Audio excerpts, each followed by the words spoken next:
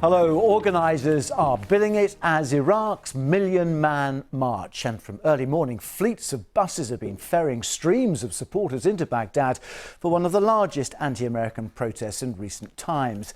Today's demonstrations were called by the former firebrand and still hugely influential Shia cleric Moqtada al-Sadr.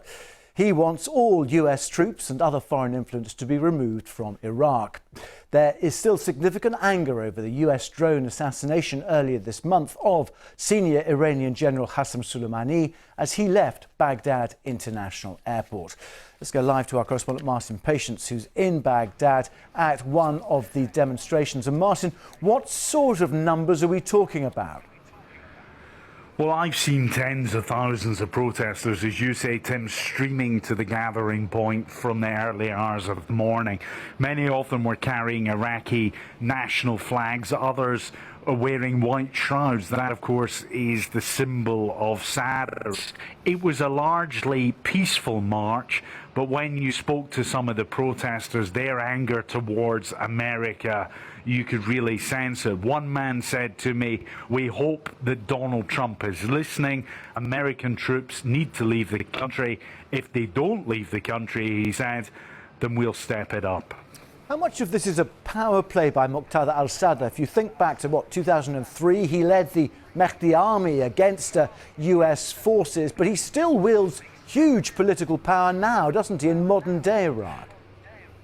Huge influence. He's a hugely influential Shia cleric. He's also a populist politician, if you like, and he's a man who can bring tens of thousands, hundreds of thousands onto the streets.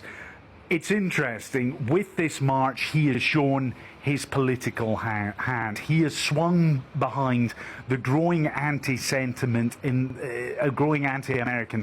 in Iraq following the assassination of Qasem Soleimani, the top Iranian general, and he says that all American forces need to go. So I think what it will do is pile yet more pressure on the Iraqi government. The voices calling for American forces to leave are growing louder, but there are other voices, quieter voices, who actually want the Americans to stay. Some of them are Kurds in the north or Sunnis in the country, and the reason they want the Americans to stay is to keep a break on Shia populists, a bit like Moqtada al-Sadr, Shia militias, because they believe that they're ungoverned and they've got rampant power in the country.